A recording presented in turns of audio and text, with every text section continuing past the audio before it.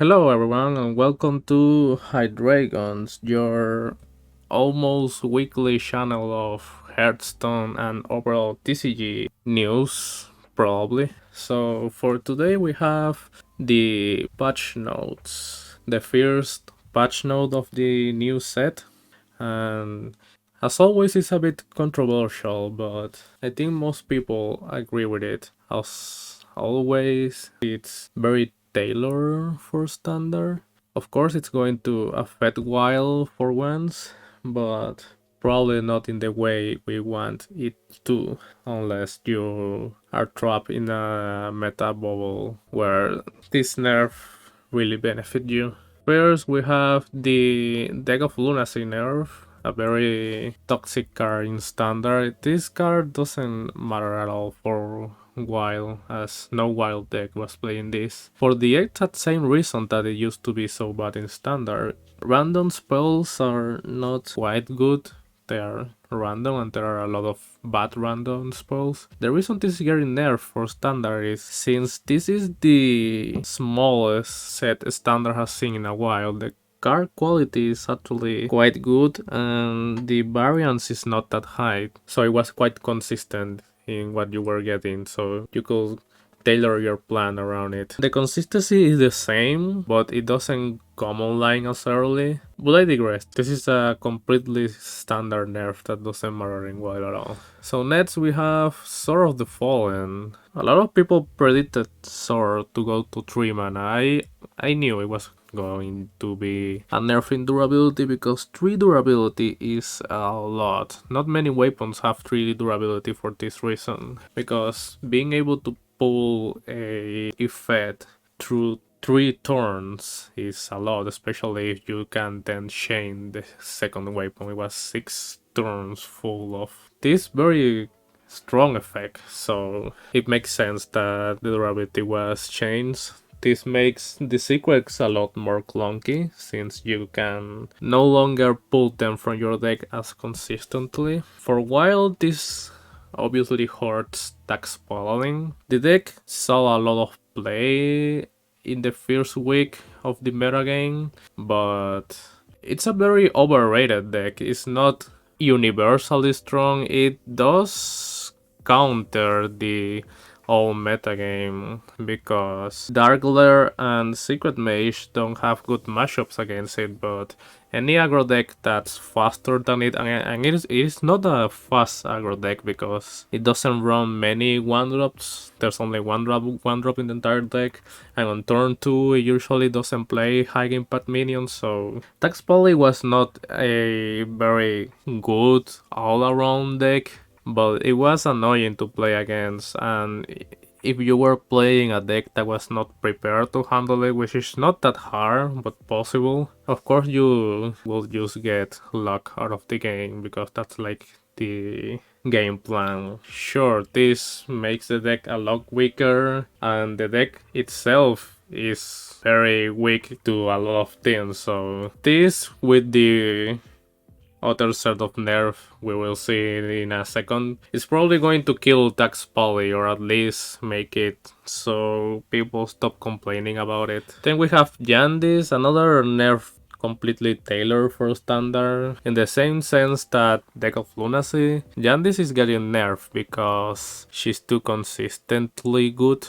There's not that many bad 5-drops right now. So she's going to 6 mana, summon 5 cost minions. And this completely kills Jandis for a while, because the card quality in WoW is a lot worse. There are a lot of bad 5-drops. She costs 6 mana now, so for example you can no longer play her in Odd Rogue, or probably in Rogue in general. Rogue is probably dropping Jandis forever. I don't think there's ever a rogue deck that can afford to pay 6 mana to get to random 5 cost minions, especially considering how bad the average 5-drop seems to be in WoW. I think she should have been changed to summon 6 cost units for 6 mana, or maybe make her 7, summon to 7 drops. 7 drops are very bad, even for standard purposes. I don't think it's fair the card got nerfed instead of rework,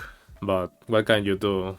Next we have another pretty impactful nerf that a lot of people was asking for, but nobody actually saw coming, I think. This was a nerf that I personally kind of wanted, but never thought they would actually go ahead and do it. Penflinger can no longer go face. This is very huge. Obviously, Libran Paladin, while no longer has a reason to not be a pure Paladin deck. But other than that, this means that darkglare can no longer pin themselves in the face for free. So this slows down darkglare by probably a turn, maybe 2 turns. And any nerf that nerfs darkglare by a turn is very welcome. The only reason darkglare is so oppressive is because of how early it gets online. Also in Raza Priest, you had Penflinger Sands as an alternate win condition to Span of Shadows, and was the reason why people said that nerfing Span of Shadows did nothing.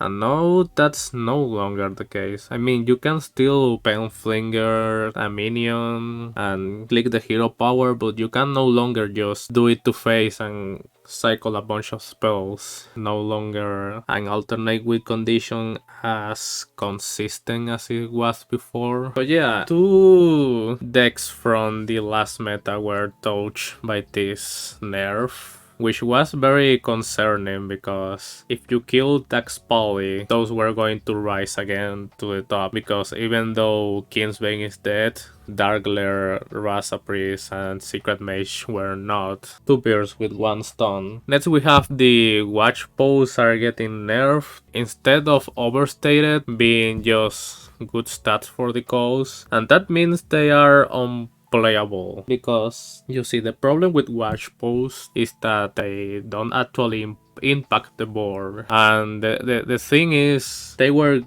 good when either your opponent overtrade into them, which was a mistake almost 100% of the time, or when you are playing against a slower deck than you are and they were hard to remove and you will slow them down, like maybe slow down Reno for 1 or 2 turns. When you play the far watch pose against aggro, most of the time they can just ignore it because aggro has infinite mana anyways. The problem in Wild was that people were not quick to realize that you were not supposed to trade into the watch post. Now they are just way too easy to handle, so they become like 1-for-1 cards with an outside instead of good overall, and making for the fact that they don't have board presence actually because they can't attack. This probably just kills watch post for Wild. I don't think they are going to be playable going forward. Now if your opponent wants to trade into the watch post, they are not getting punished for it.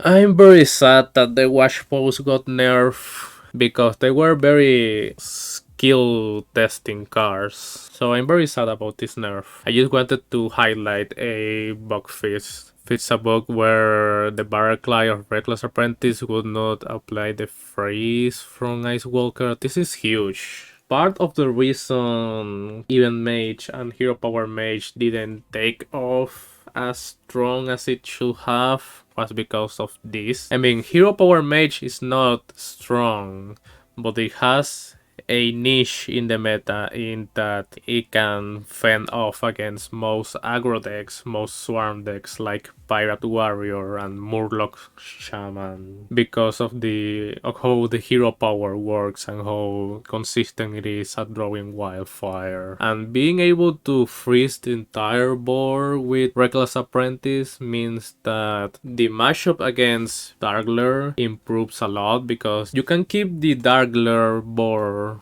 frozen for like 4-5 turns in consecutive, thanks to Ice Walker plus Reckless Apprentice and Spirit of the Dragonhawk combos. And that means you can get to your mid game and get to your late game, maybe even survive enough to play Mordresh, which will most of the time just win you the game. Get to your Kodara Drake turns where you can just pin your opponent a couple times and win the game because, you know, darkglare always plays with low health. So yeah, this is an absolute buff. Don't expect it to be meta. Don't expect even mage or hero power mage to be a meta contender right off the gate. But at least the niche it has in the meta solidifies. So overall, I think the wild meta is going to see a slight shift in power. Expect Kingsbane Rogue to drop Penflinger, expect Raza Priest to drop Penflinger, and expect Warlock to also drop Penflinger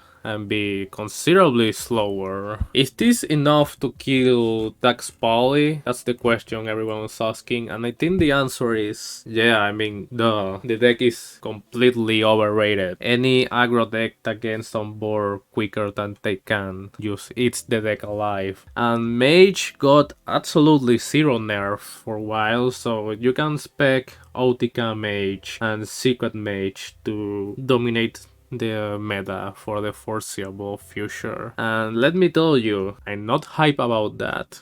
Anyways, like, comment, subscribe, and tell me how wrong I am about the watch post and how strong Tax Paladin is going to be going forward and how Wild is forever ruined because Paladin is unbeatable, blah blah blah blah blah blah blah. Leave your comment, leave your flame, come back next week for a meta hindsight and see you next time. Bye.